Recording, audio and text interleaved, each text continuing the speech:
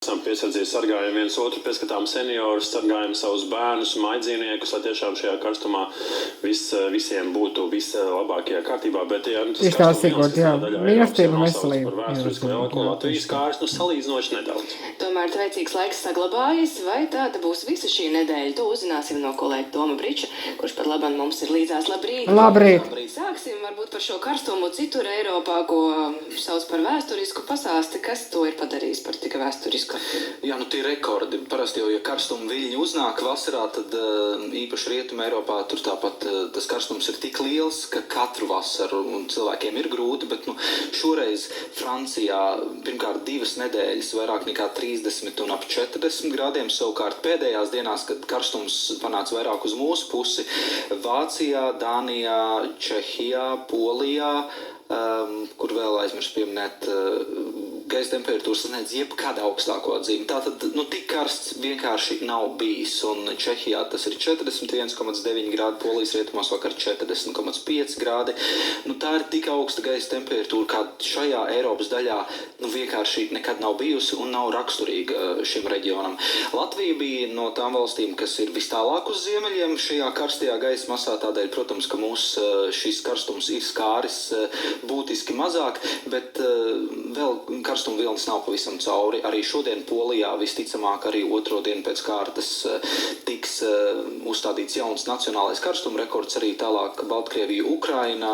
Tas karstums vēl skars līdz tas pavisam noplaks nedēļas otrajā pusē. Es saprotu, vakar Latvijā karstākais bija Mēsragā 33,2 grādi. Tiešām šķiet tāds, it kā jau nekas tāds pārsteidzošs. Jā, tieši tā. Ja mēs paraugāmies uz iepriekšējo gadu karstuma viļņu fonu, tas šīs karstuma vilnis Latvijā vērtējams kā ļoti viduvējs. Tūlīt apskatīsim iepriekšējo 20 gadu katra jūnijā augstāko gaisa temperatūru maksimālo, kāda ir bijusi. Lūk, vakardienas 33,2 grādi. Pagājušā vasara mēs redzam, ka tas mazais stabiņš 2020. gads pagājušā gada jūnijā nebija Latvijā nemirkli plus 30 grādu. Un tad tie pārējie gadi, īpaši tās iepriekšējās 6-7 vasaras, lielākoties 32-34 grādi ir bijuši arī jūnijā.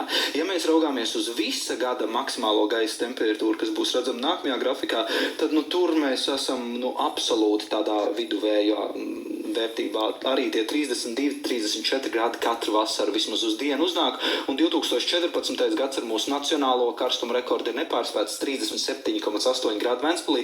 Tātad, ja šis karstuma vilnis būtu līdzīgs, kā tas ir, piemēram, Polijā, Čehijā, Vācijā, tad pie mums tas nozīmētu mazliet virs 37,8 grādiem, kaut ko 38,5 grādiem.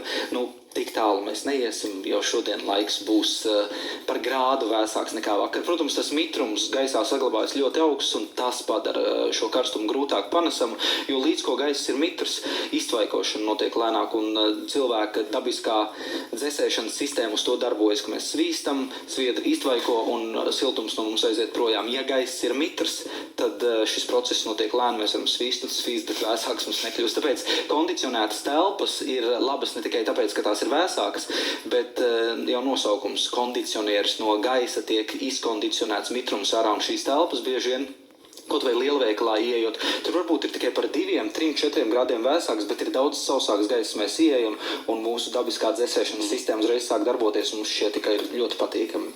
Tad jāuztur uz veikalos šodien. Bet kopumā tā šī nedēļa? Ļoti pakāpeniski karstums mazināsies, vēl rīt un parīt diezgan jūtami, joprojām 24-28 grādi, īpaši valsts centrālā austrumu daļa Kurzemē būs jau no rītdienas vēsāks ap 20-23 grādiem, bet pavisam tāds veicīgais laiks mūs pametīs sākot jau no ceturtdienas, kad pēcpusdienās 18-23 un nākamās brīvdienas tiem, kam karstums nepatīk, izcilas 17-22 grādi, vasaras vidum Baltijas vasarai ļoti piemērota atbilstoša gaisa temperatūra. Bet ar to jau šī vasara noteikti vēl nebeidzas, jo karstuma viļņi, kāpēc citur Rietuma Eiropai jau nākamie ir pie apvāršņa, un ļoti iespējams, ka arī pie mums Latvijā vēl tos pašus 33 grādus visticamāk redzēsim. Bet detalizētāk par šo rītu un šo dienu, tātad aizvadīta ir tropiska nakts, daudz vieta Vidzemē, Rīgas apkārtnē un arī dažviet Zemgalē, un kas interesanti, tieši Zosēnos ir bijusi bijusi visveicīgākā nakts, tur minimālā temperatūra, jeb vēsākajā brīdī ir bijis 21,1 grāds. Diena visā Latvijā būs saulaina, tie negaisa mākoņi, kas vēl šobrīd atrodas Latgales dienvidos, Latviju pametīs, un pēcpusdienā temperatūra no 24–26 grādiem jūras piekrastē Kurzemē līdz 27–32 grādiem pārējā valstī. Karstākais laiks šodien gaidāms Latgales dienvidu daļā.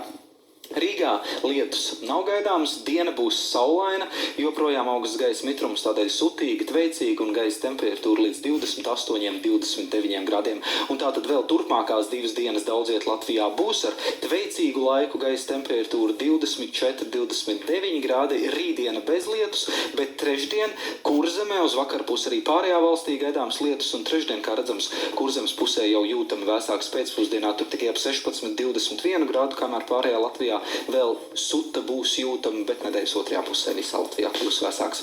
Pareizs laiks jau tuliņ būs precīzi 7.